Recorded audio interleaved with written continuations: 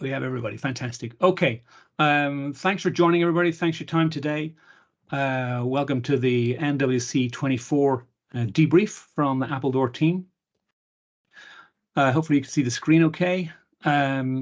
We'll take the next 30 minutes or so, go through the team, our experiences at the show, what we felt was important, takeaways per research area. So we'll take about 30 minutes for that, and then we'll leave plenty of time for Q&A after that.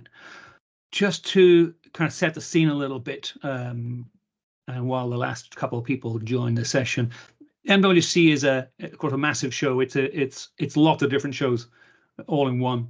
Walking around the halls, it was interesting. The silicon shortage of previous years seems to have been overcome. There's lots of new handsets and devices on show. Plenty of big booths, loud, noisy event. The flying taxi was back. We'll talk about that in a little while. Just in terms of raw numbers, GSMA were reporting about 101,000 attendees, 2,700 exhibitors, over 1,000 speakers, 40% of whom were women. And just for context, those sort of numbers are comparable with the 2019. Just looking back that far, 2019 had about 109,000. So it certainly felt to us and many people there that we were kind of back in pre-pandemic territory. There certainly was little expense being spared on the show floor, I would say. So with that as a scene set, I'm going to hand over first to Patrick Kelly for his perspectives from an AI ops analytics and assurance point of view. Patrick, over to you. Okay, thanks, Robert.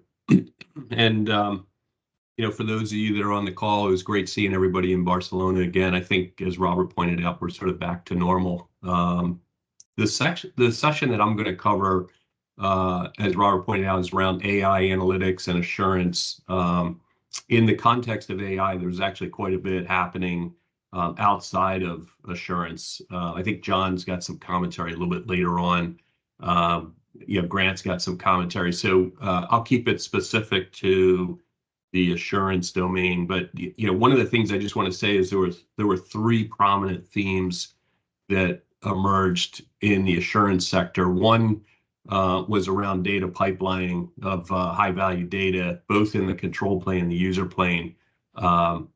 And this sort of makes sense to me in that what you're trying to do is actually provide value to domain experts that have different roles in operation. So, could be around network impact, design and build, security operations, network optimization, et cetera. That was sort of a key theme that we saw both in the meetings and where products being developed in this particular sector. So we think it's a favorable path forward for operators that you don't really need full-scale swap outs.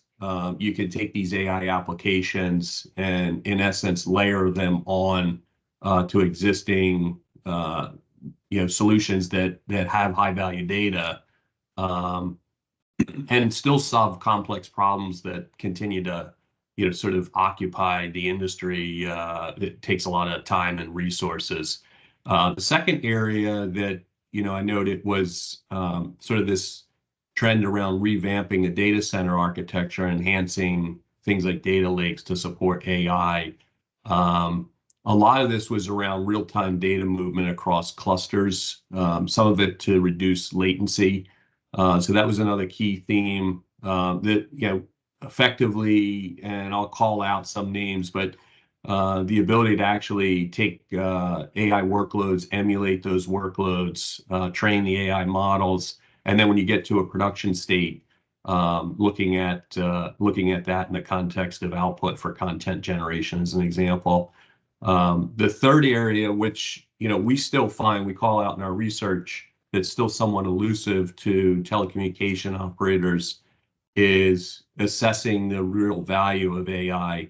And so we've kind of laid out some use cases that align with some of the operational needs, but they really need to be cost effective, and they need to have strong business outcomes. So that's an area still, I would say, in development. And beyond things like Copilot and code generation, we didn't see a lot in terms of productized solutions, but we think there are solutions on the way, and you'll probably start to see those in the market in the next 6 months to a year. And just a word of caution on that: beware of flawed data sets and where you're not necessarily aligned with strategic goals. So just a couple call outs. Ritsu, EOMine, in this space. Spirent's got their Ethernet simulation for 400G and eventually going 800G live. And then we met with NetScout, and people are probably familiar with the AffiniStream. That's more contextual data analytics. We would see these as sort of promising advances, again, relative to AI in the assurance sector. The other thing that I'll just call out is we're seeing some consolidation in the sector. So if you look at even after the show, you had the announcement of Viavi acquiring Spirent for $1.28 billion. We expect to see continued consolidation in the sector, and that we think will lead towards more dominance by some key players. The trend here is really reshaping the landscape for cloud testing and assurance solutions. I've got a report coming out in the next few weeks that looks at that particular area. It falls in line with things like 5G and Open RAN, which I'll talk about in a minute, and then cloud native architectures. But it's fundamentally a bit of a shift away from what we consider traditional business models.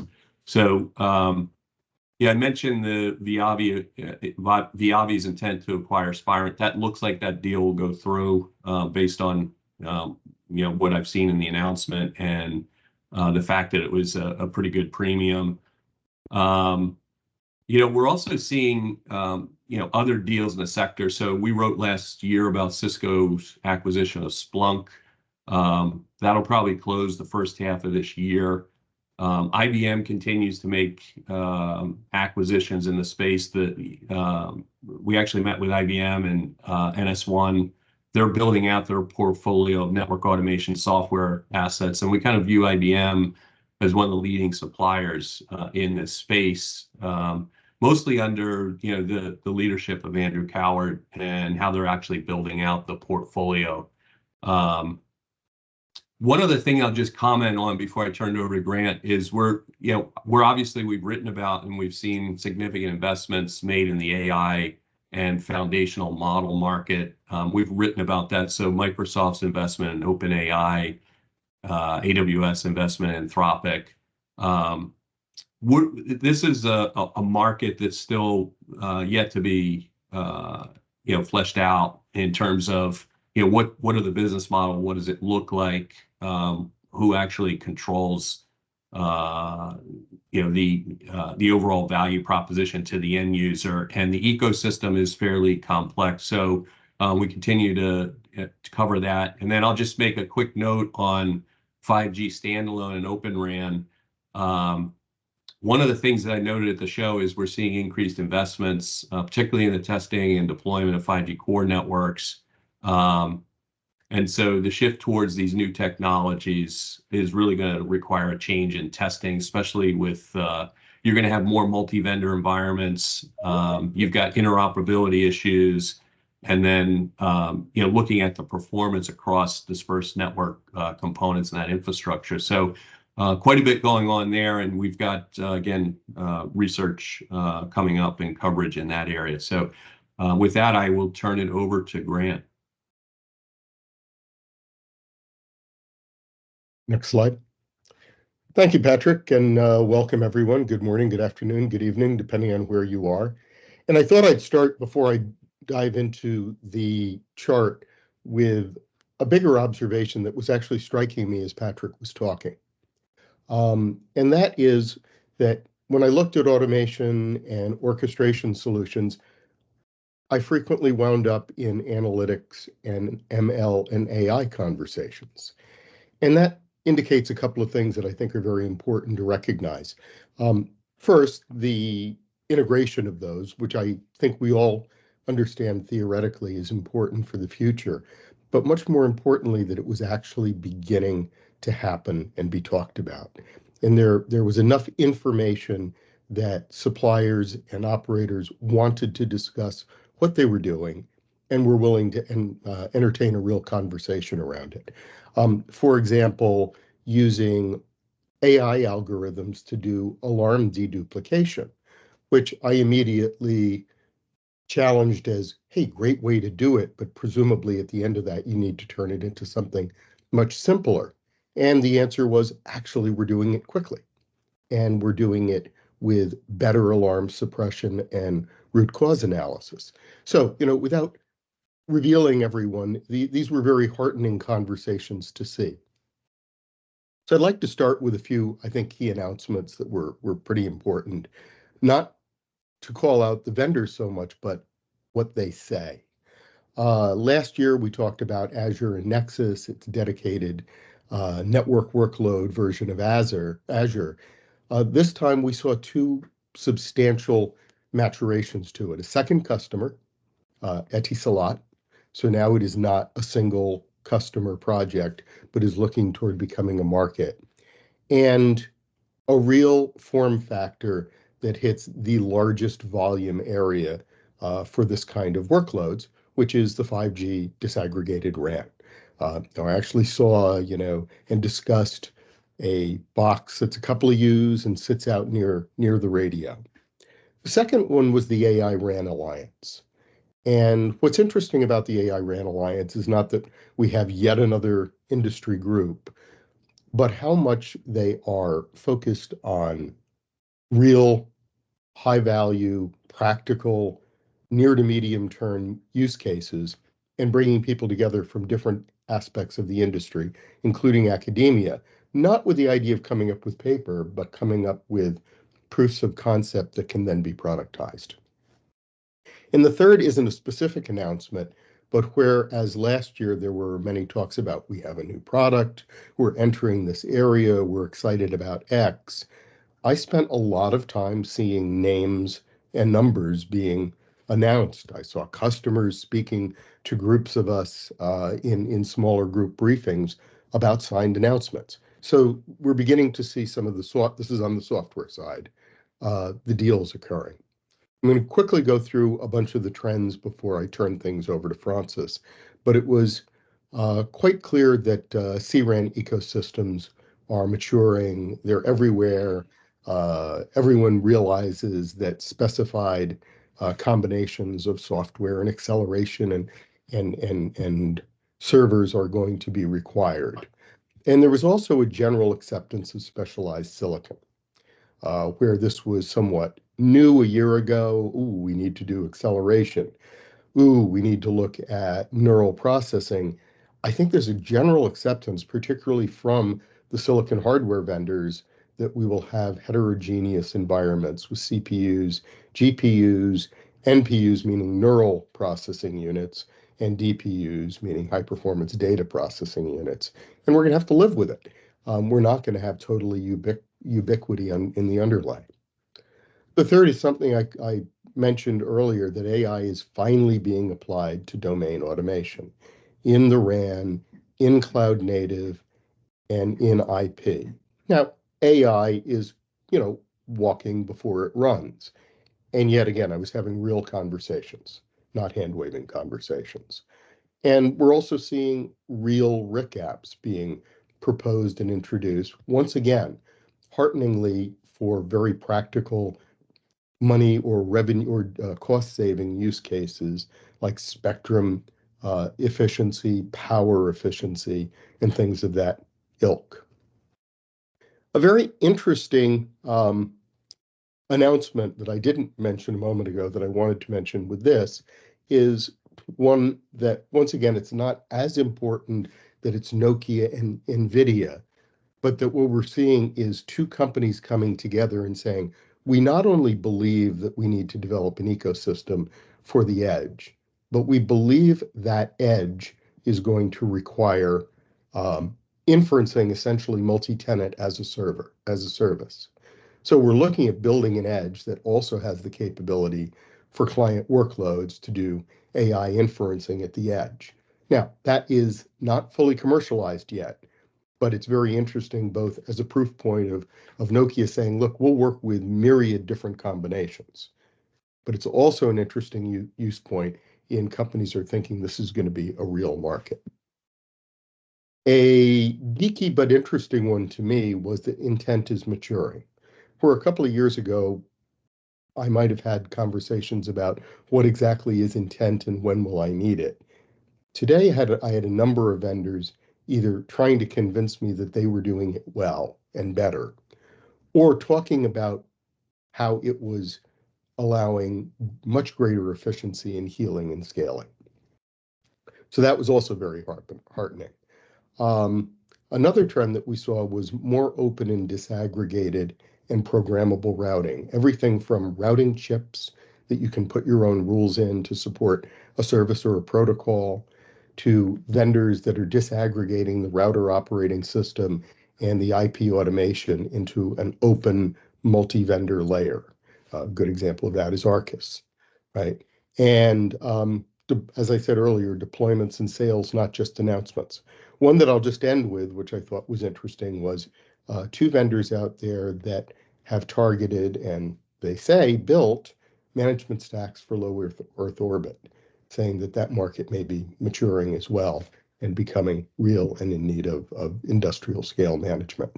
So these are some of the highlights to me.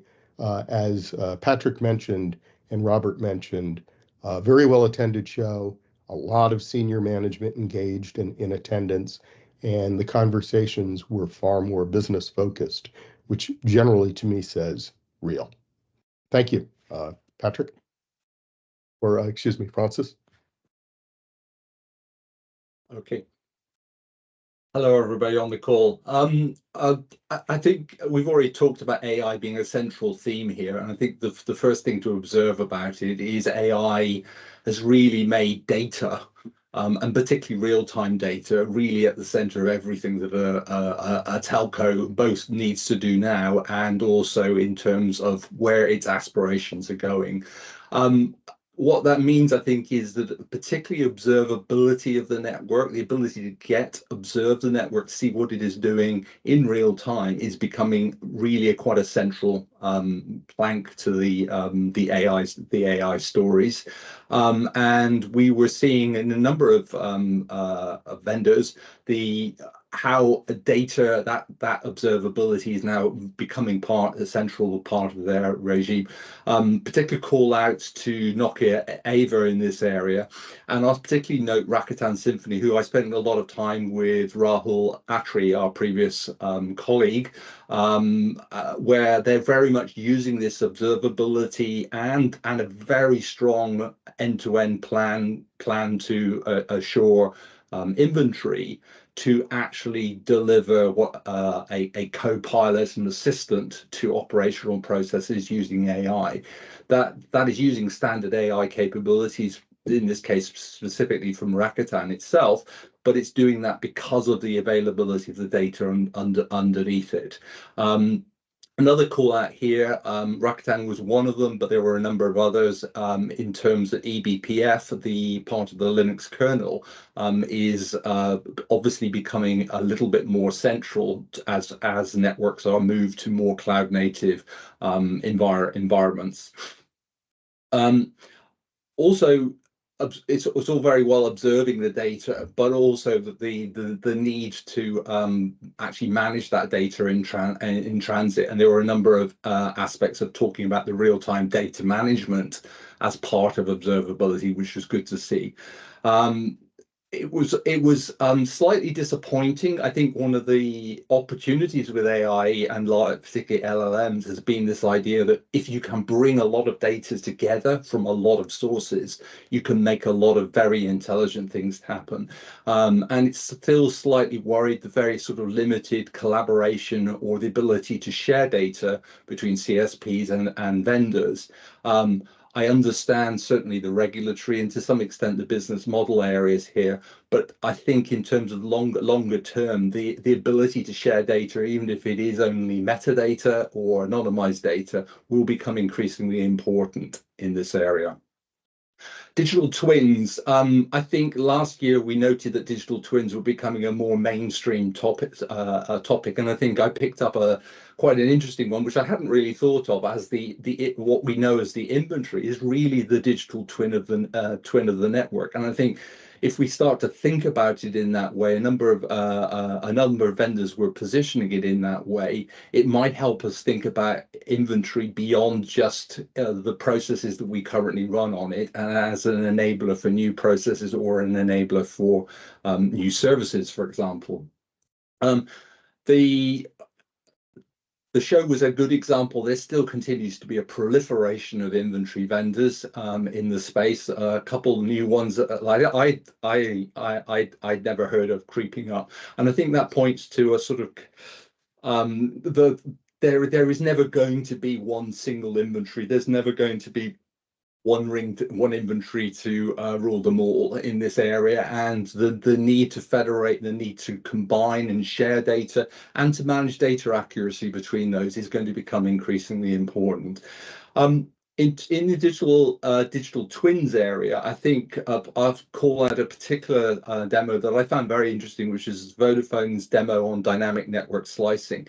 There they were using a digital twin combining industries. They were combining both information from the RAN with information from cameras to better predict and better optimize connectivity between users in a space.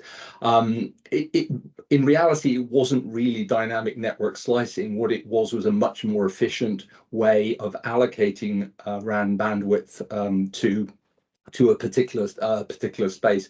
And I think this idea of a digital twin, which is helping that RAN allocation, was an exciting one for me. In terms of plan and build, I think as we've already talked about, the data for a lot of the process we want to build is incredibly important. And I think that sort of solid data starts with the ability to capture that data as we build, as we extend and increase our networks. And it was very apparent that, for example, I go back to Rakuten's AI operational assistant, it was the good data where they are managing the end-to-end process, which was enabling them to do operational processes. If the data is inaccurate, you can't do that one. And I think it's also important to call out Rakuten's success in delivering plan and build capability to a brownfield in the shape of AT&T. A very important step in terms of what I would term is codifying and standardizing what has typically been a brownfield, being a number of disconnected processes. APIs, I think in terms of data will be an incredible enabler, or bad data will be an incredible disabler of the APIs that telcos want to do. A call out for ServiceNow. They already have a service bridge capability, which bridges enterprise and enterprise telco in terms of providing fulfillment and assurance capability. And they're now extending this, and I know John will be talking a little bit more about CPQ, the idea of extending that into CPQ and inventory in terms of also exposing that capability within the area. And I'd highlight our recent profile on Service Bridge, which looks at this as an exciting sort of almost alternative to the classic telco API. As Robert mentioned at the beginning, of course, the highlight of the show was the flying taxi. The industry leaping ahead from pre-COVID of a 2-seat taxi, last year's 4-seat taxi, and this year's exciting 6-seat taxi with VR-enabled capability. I raise this as a kind of slight warning in the area of APIs and the data. It's very easy to see telecoms at the show attaching itself to industries and use cases where actually communication, its core capability, is actually quite a small part of the solution. And when we look at the APIs as a more wider area, we need to be cognizant of that thing. The APIs that seem to be likely to have the most traction are the ones where it is easiest to see telcos have the data. They become a lot harder as you get away from the telco as the central source of data there. but hopefully we can get a stronger engagement there. Business models. I think there's a lot of challenges attached to exposing data in business models. There were lots of APIs exposing data to the solution, but that exposure of data has a challenge, which is, I think, is it's lacking this sort of a killer commercial model, business model for its deployment. It's very easy to see these exposure of data becoming commoditized or hidden behind aggregators, and there's a lot to work in that area. And the final call out on CI/CD. Many of you will know we have a network automation software taxonomy, and one part of that, important part of that, is continuous testing and the lifecycle management of components. And it was exciting to see one company I call out called iQual Networks, which was looking at using data not simply just to run the network, but also to better support the whole process by which new software, new configurations, etc., are determined for the network and applied to that network. And that's something we will be looking at in further research this year. And I'll hand over to John. Thank you. You got a bonus slide. I've got a bonus slide. Sorry. If there's anything here you want to draw attention to in the DCIM space. Yeah. So looking at distributed cloud infrastructure, last year we thought that increasingly value chains in the cloud infrastructure were coming at, and with the disaggregation that cloud is enable, there was this opportunity to create new value chains on this one. I think in terms of one of those examples, value chains, is we're not seeing a whole lot of new evidence from the show that telcos are massively embracing the public cloud, particularly for their network. There's some interesting areas in that area, but there's still, I think there's a degree of caution between a kind of view of a static network and the opportunity the public cloud gives for what I would term is much more scaling with need. And I think we're still in a sort of transitionary period for that. In terms of cloud infrastructure ecosystems, there's definitely, and Grant has already mentioned this, there's a very strong evidence of what I would term as the disaggregation of hardware creating new ecosystems. We're already seeing that with the Nokia announcement with Red Hat, and we're increasingly seeing particularly Cloud RAN and core 5G core increasingly being built on an ecosystem of the Red Hats, the VMwares of the world, built on top of the hardware platforms of Dell, HPE, and with many of the silicon vendors. A lot of emphasis on the RAN and SD-WAN. Not a huge amount of evidence of CSPs creating edge ecosystems in terms of this area. Third area, as a service. Just to call out for one very specific thing, I think it was very interesting. ServiceNow were an early adopter of NVIDIA in terms of their overall platform, and I think there was a huge opportunity that they were seeing because they'd invested in the NVIDIA and they were a as a service cloud platform. There was an opportunity for them to gain traction in the market because of that pre-investment and because they were a cloud platform. I'll jump actually straight to the edge footprint. I had a couple of interesting conversations about the distributed cloud, and I think this speaks to telcos' challenges in the cloud. Is that we like standards and we like layer models, and there was a couple of areas where talking to some of the more of the enterprise software providers, there were some interesting challenges that could be noted on that one. One of which was that not all telco payloads need real-time, for example, Kubernetes, and that there's an opportunity by a better architecture of that solution to gain new energy savings. And I think the second one was just the realization that And this came from a CDN content delivery network supplier, which is that many of these architectures of Kubernetes, etc., can often be seen as quite heavyweight and highly abstracted, and then there may be opportunities to look at what I would term is lighter weight edge footprints that would particularly be suitable for hosting third-party applications. And that's something that we will be looking at in research that is just due to drop in the next month on distributed cloud infrastructure. Thank you.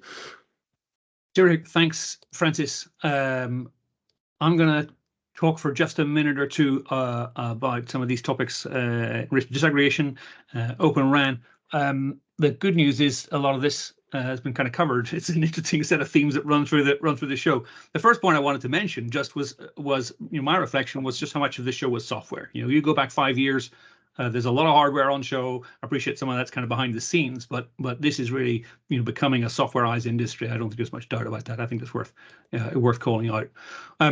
Plenty of evidence that Open RAN is making some market progress, but that said, it's still only a fraction of the overall RAN market. What's also very clear, again, probably no surprise for people on this call, the large network equipment providers, the Ericsson, Nokia, Samsung, have really bought into open positioning and products. There's a rumor that another well-known vendor may yet surprisingly come out with something on Open RAN, but that's no substantiation on that. What's also the case is clearly that operators are happy to do business with large incumbent or de facto incumbent vendors. That's kind of interesting. Going back to the Ericsson AT&T deal from December, that's continuing to reverberate around the industry. We've got the Vodafone RFQ in play. That is probably going to result in substantial business for an Ericsson or Samsung in there, even if it pulls through some cloud business for the likes of Dell and Wind River. We had some interesting conversations with TELUS and Samsung, and again in Open RAN, they're doing some very good work that's clearly delighting them, which is good to see. Any doubts about Open RAN or cloudified RAN are kind of fast evaporating. We saw last year, the security topic just was fully rebuffed, I think, by the Open RAN community. And this year, nobody's complaining about performance. Quite the reverse. Parity with conventional RAN is a non-issue, which is interesting. I think that we can see the blurring of the lines across Open RAN, cloudified RAN, vRAN. A lot of the narrative around these is kind of in the same ballpark. I think, again, it's a broad agreement that where the industry's headed is the same place, which is open, cloudified. But how we get there is sort of the two different axes, if you like, that are in play. Open is largely a more of a political and policy choice, whereas disaggregated is perhaps more of a technical choice. So depending on the power structures within the telco and their circumstances, that seems to be a kind of X or Y axis decision. We've talked already about ecosystems. Again, part of the purpose of ecosystems in this context is offsetting some of that concern about plug and play, any to any, which no one really believes in any case. Perfect interoperability is a clear concern. So from a disaggregation point of view, the industry and the industry community has to come up with a better solution, and that really is where ecosystems come from. Partly that speaks to something that Grant touched on here already as well, which is that arguably I think disaggregation has more traction than open, and so you're seeing a lot of the disaggregation kind of at the lower level. So the silicon work, upwards from there, that's offering more opportunity and offering more specialization, and choice of silicon inside of Open RAN architectures is now, a big topic of conversation for the right reasons. Plug AI in on top of that, and again, that leads to a greater pool of functional requirements to be assessed. So that's certainly something we saw a lot of on the ground.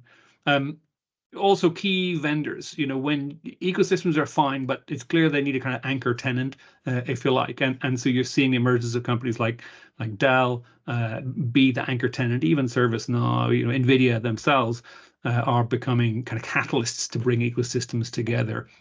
I'm sure many of you will have seen the NTT news about forming a joint venture around their OREX portfolio, which was a collection of partners just before the show. They formalized relationship with NEC to do a kind of Rakuten style, kind of symphony style presentation to the market on a commercial basis, not just a logo on a corporation basis. Grant's already referenced the AI RAN Alliance. Again, interesting, a very powerful set of major players here trying to do some focused work. And again, they've set their stall out, kind of looking a little bit towards 6G, but again, it's all in the RAN, on the RAN, for the RAN is kind of the triptych of their mission. So there's certainly some interesting work that will come out of there. Just to be clear, just to add to the confusion in the industry, the AI RAN Alliance is completely separate from the AI Alliance for Telco that was announced by IBM and Meta back in December. So it's worth being clear when you're talking about which AI Alliance you're referring to in context. Network APIs, Francis touched on. I know John is going to talk a little bit about that as well. This is such an important theme for the industry.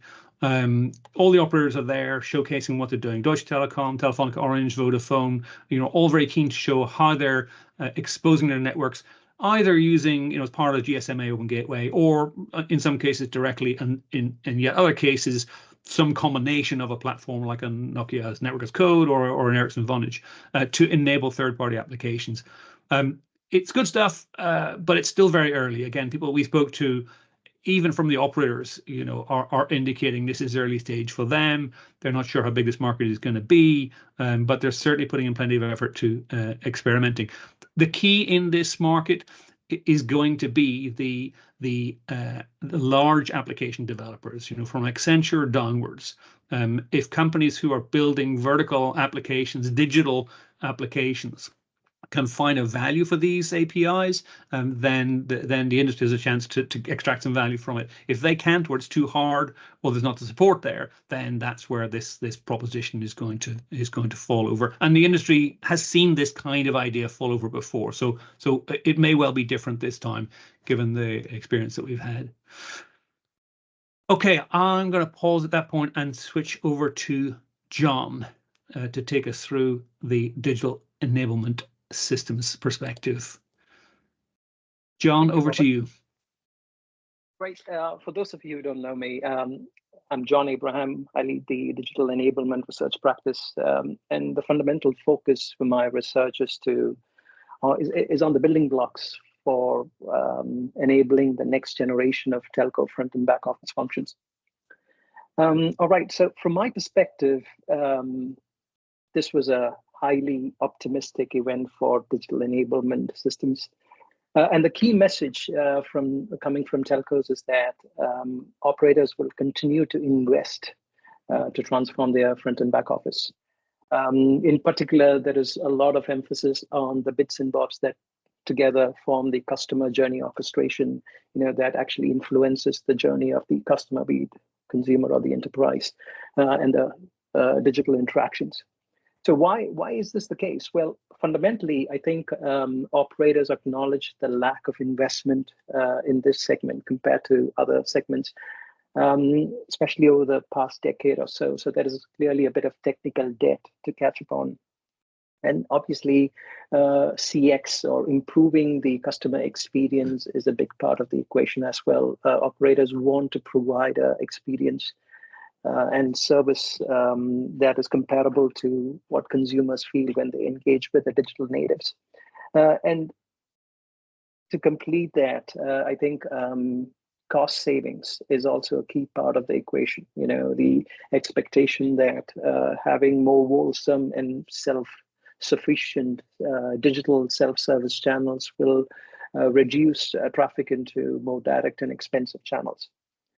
Now, I must point out that this is quite a rare occurrence for operators to actually continue to increase their spending on digital enablement systems or BSS systems, even as there is, in a challenging economy, and even as there is uncertainty around their network spend. So this is quite a significant, noteworthy point by itself. We have actually called it out in our recently published forecast report, where we have broken down operator spending patterns in the digital enablement segment over the next 5 years.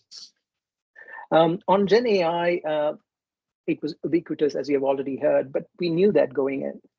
It's still a big deal, though, because it's, especially from digital enablement perspective, it's unprecedented for operators to be embracing this technology at such short notice, or even for vendors to actually be weaving it into their core platform. It's just been over a year since Gen AI, as we know, it has burst into the public conscience of telco. So in such a short time, this was pretty much had a presence in almost every booth. Now, the primary expected outcome at this point is to improve efficiency. And operators are hoping that the efficiency gains will lead to improved customer experience, lower support costs, and hopefully improved opportunities to upsell and cross-sell. Most of the demos and conversations that I had impacted or related to Gen AI impacted three specific teams. One is CSR. I expect that's obvious. The other is telco marketing teams, product marketing teams, and the IT operations teams. There was so much on Gen AI that when we are actually writing a separate research note specific to this, especially within the BSS domain, and it should be published next week. But I just want to call out two other points before I go to the next point, which is one is explainability. This is about how the system or the Gen AI platform can explain how it arrived at a particular conclusion or recommendation. Anecdotally, there was a lot of discussions around how CSRs are more willing to embrace the recommendations that the Gen AI spews out, as long as they have some access or clarity on the explainability side of things. So if it's a black box, that's a tougher sell. And the second point is prompt engineering, which is not something we rarely heard a year ago. It fascinates me that even to telco industry folks, just providing them a clear empty box and asking them to type in anything leads to a lot of uncertainty. So there's a lot of thought being put into how do you help whoever is using the Gen AI platform to come up with the right kind of queries and so on. So watch out for this space. There's a lot happening, especially around prompt engineering. All right, moving on to CPQ. It is indeed a huge year for CPQ in my view. Now, fundamentally, the emphasis by and large at telco was in conversations, especially relating to the digital enablement systems, was about how to crack the enterprise. 5G was far less of a topic that was at risk, but it was mostly about enterprise. And that's where the CPQ fits in. Telcos, by and large, acknowledge that they have a challenge with their concept to cash process flow, and that needs to be transformed. And CPQ is considered to be the nerve center of that particular process, but not by any means the only bit that needs to be replaced. We are talking about order management functions, the fulfillment layer. Certainly there is inventory, we heard about that a bit earlier, so on. But CPQ is clearly getting a lot of attention. And even on the show flow, I was surprised by the number of vendors who are actually doing a radical rebuild of their CPQ. Amdocs launched their new CPQ Pro at the event. ServiceNow launched their CPQ solution just before the MWC event. Salesforce is believed to be working on upgrading their CPQ engine with an all-new one, probably GA by the end of this year. Huawei just completed their CPQ rebuild late last year, and there will be others that I'm expecting to hear more about later this year. So clearly, and by the way, just the names I mentioned and the ones that I didn't, they account for probably more than 50-60% of the market, telco CPQ. So you can imagine, the impact of that, having such a large portion of the market undergoing a major revision of their core CPQ platform. Some of the common issues we have heard still remains in focus. The COM-SOM overlap continues to be a problem area, and we will be hearing more about that. The second bit is about, there is far more awareness of the complexity of some of those orders. Multi-site, multi-hierarchy orders. How do you actually make a CPQ system manage it, especially when you are fulfilling some of those through partners? So watch this space. There's a lot more coming up. We have another research note planned again later this month that will actually look at this in more detail. Fourth point, monetization. So for me, the biggest monetization topic that came out of MWC24 was about how to monetize network APIs. We heard some of it from Robert already. Now, we met with some of the leading operators who are part of the Kumara GSMA Open Gateway Alliance.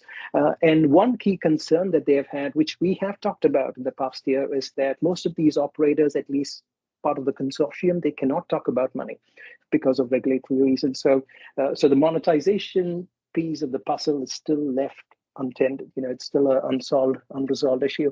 And at this point, there is a lot of talk, let's say, about how to actually make sure you have a platform that's capable of addressing that, what sort of capabilities you need to have in place to address that, and so on.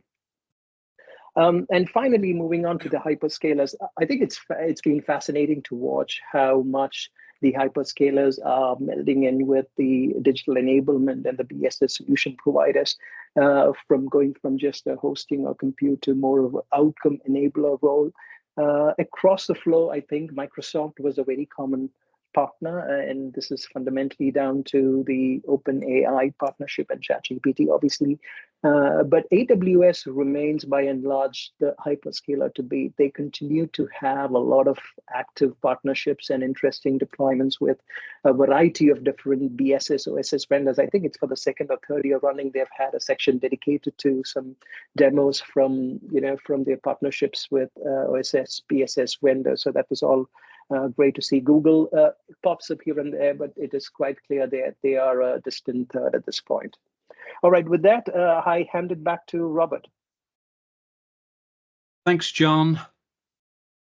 John referenced in passing the Digital Enablement Systems Forecast, which you can see just on the right of this diagram. We released that just on the eve of MWC, and since then we've got a couple of other pieces of research that I would encourage you to take a look at recently. One is the longer debrief, if you like, in paper form, covering many of the topics we talked about here. Another goes into more depth on the Viavi Spirent from Patrick.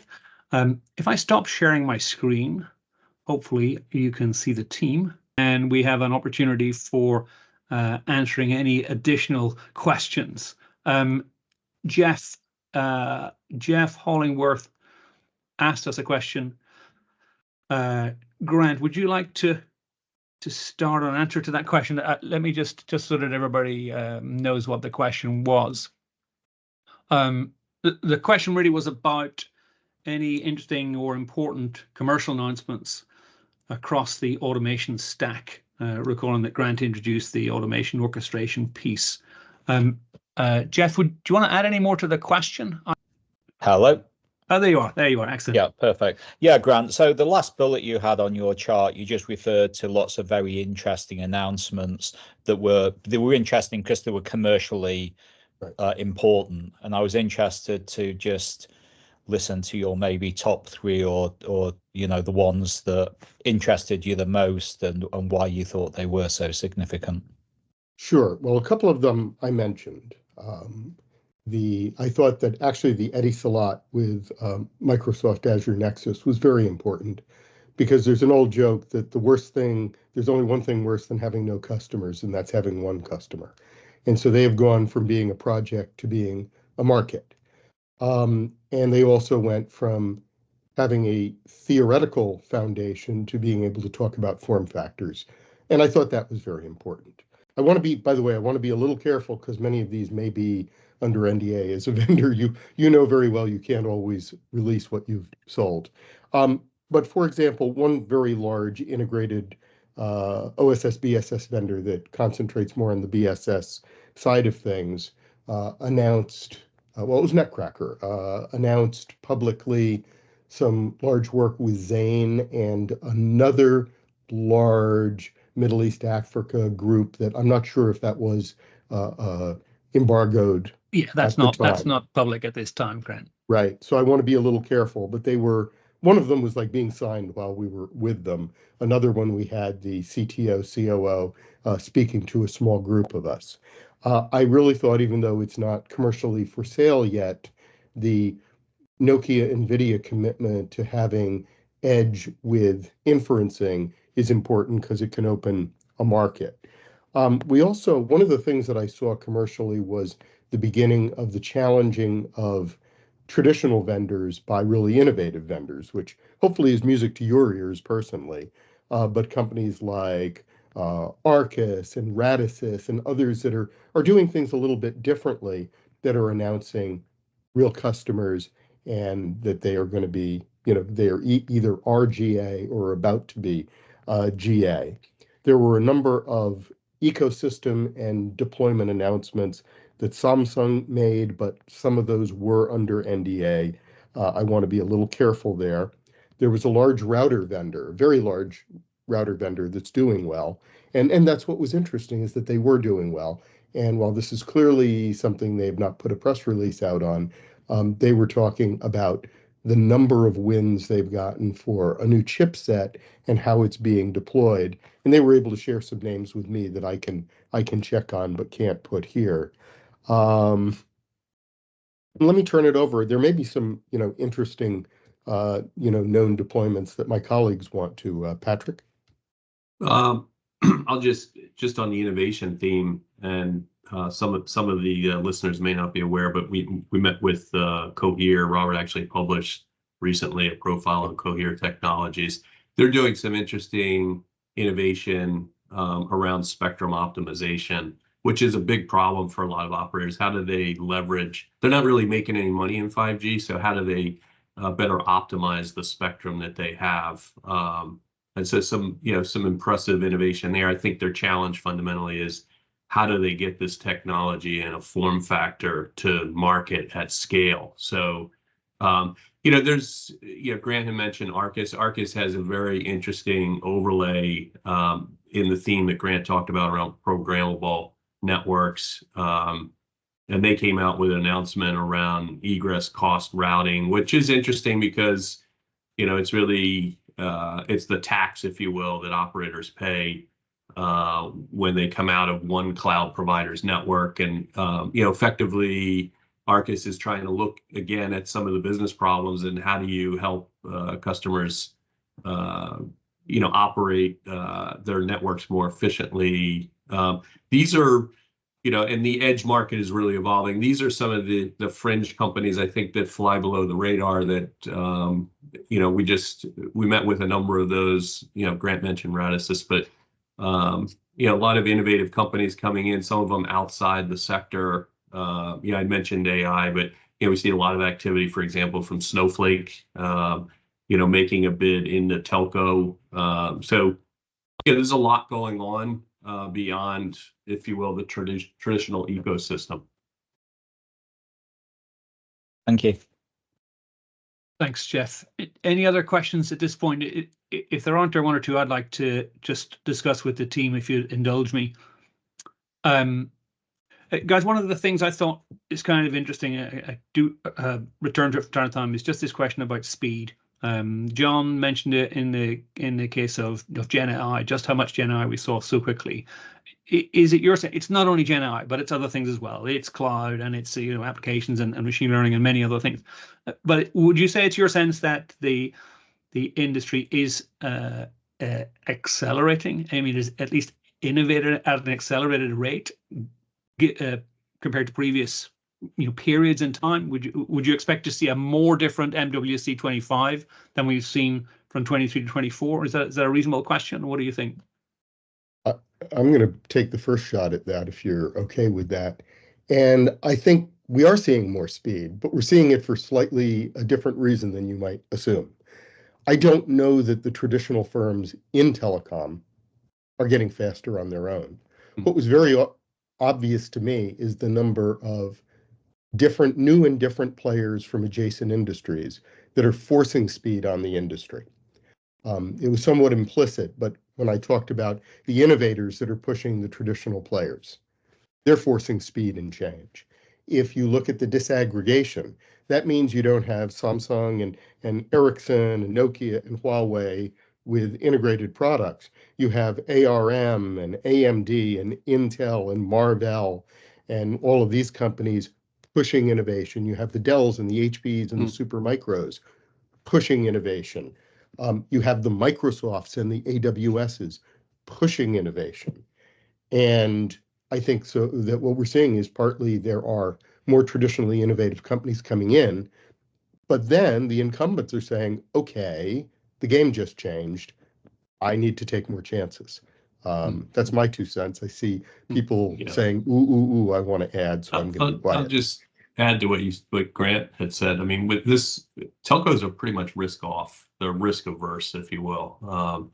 And so it's our view, there's nothing wrong with being a utility provider, which, may be the remit for many of the operators, even the ones that were exhibiting at the show. And, you see innovation coming elsewhere in the industry. So the monetization around 5G is still yet to come, but there were hundreds of billions of dollars invested there. And the question is, who makes the money there, even on the edge opportunity? Francis, you want to add to that? I'm kind of.